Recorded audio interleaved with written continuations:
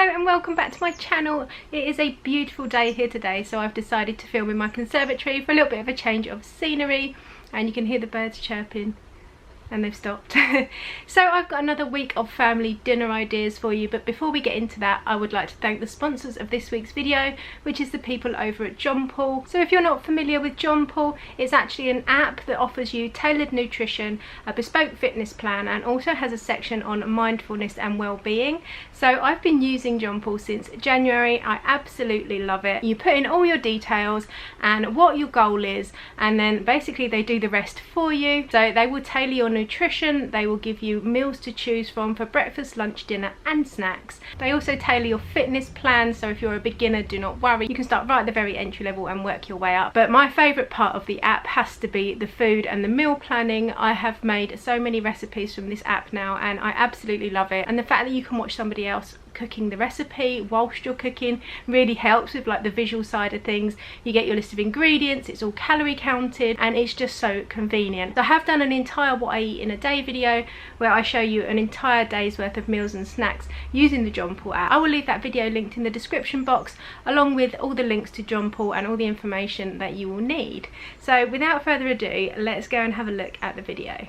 So for our first meal, I'm making salmon and crab fish cakes with a green salad, and these are from the Jonple app. So I've got my ingredients laid out in front of me. I just used 100 grams of salmon, this is per person, 30 grams of crab meat. I've got some salt and pepper, half a teaspoon of thyme and a teaspoon of chopped parsley, 25 grams of wholemeal breadcrumbs, and then you need one whisked up egg and 100 grams of mashed potato, and then you just mix this all together and dip it in the egg, dip it in the breadcrumbs and pop them in the oven. But I'll show you how I did it as we go.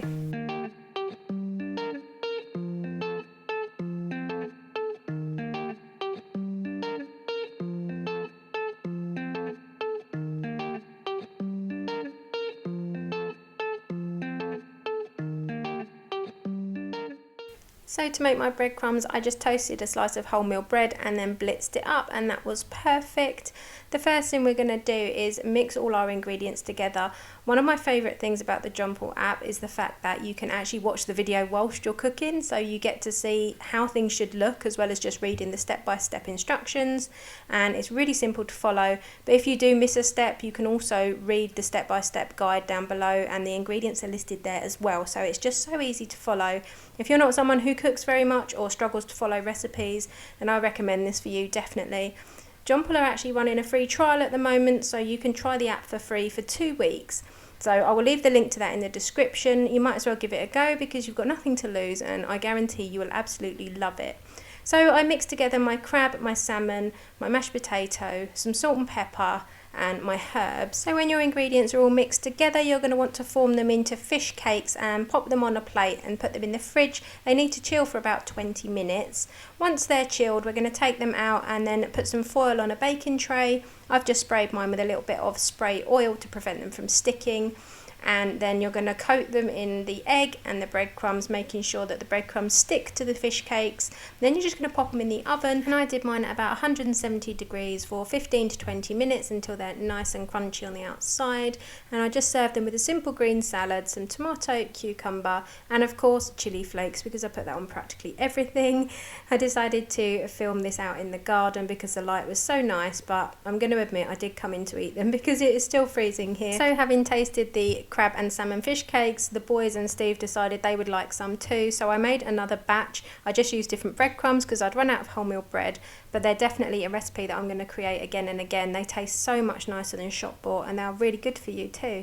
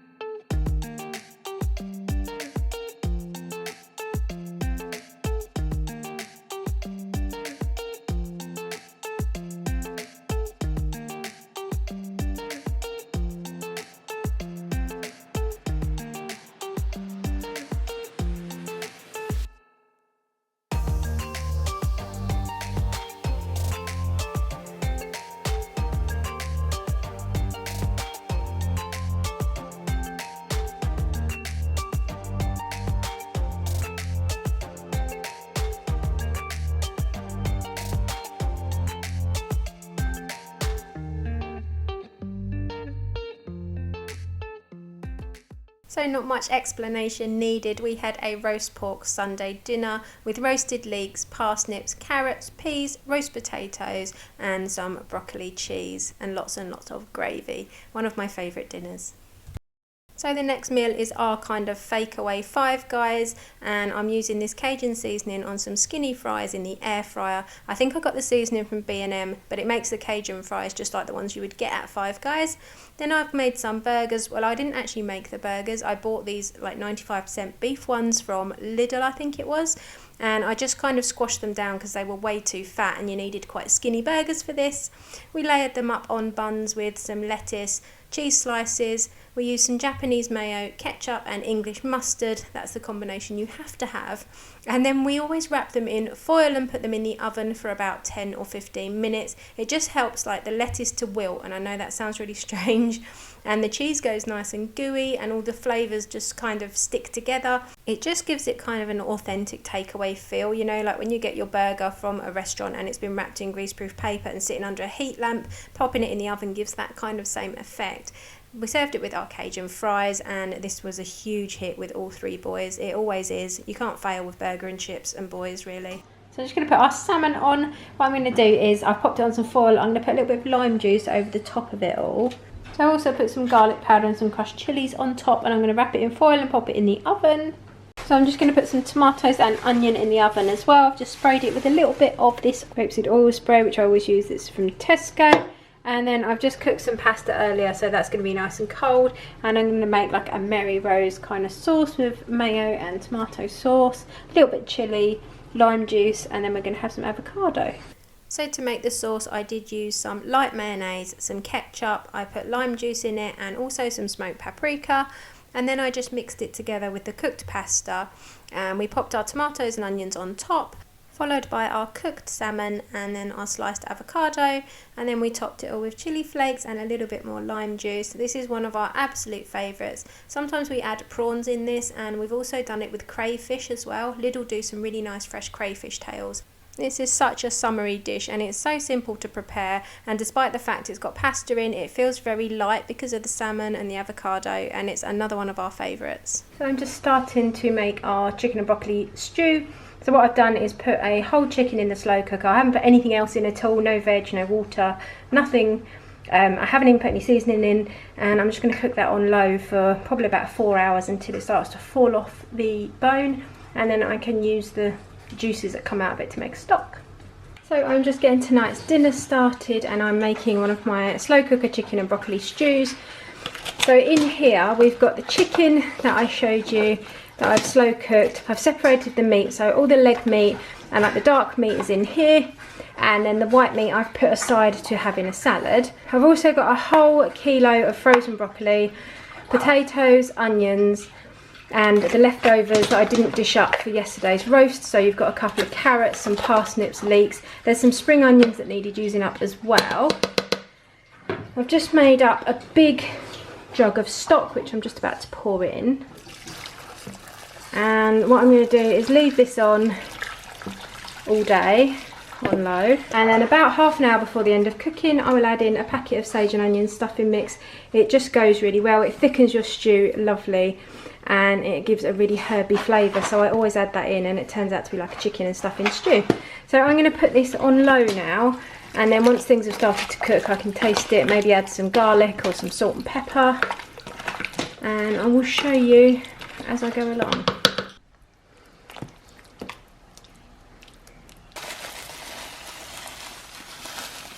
So I don't know why, but I decided at the last minute that we needed dumplings in the stew. I don't often put dumplings in it. It was a cold day and it felt like a kind of hearty meal was needed. So I did cheat and use a box mix that you just add water to. I'm not really for faffing around with butter and all that kind of thing. So I just mixed these up, and about half an hour before the end of cooking, I just popped them on top of the slow cooker, put the lid back on, and they puffed right up, as I will show you in a moment.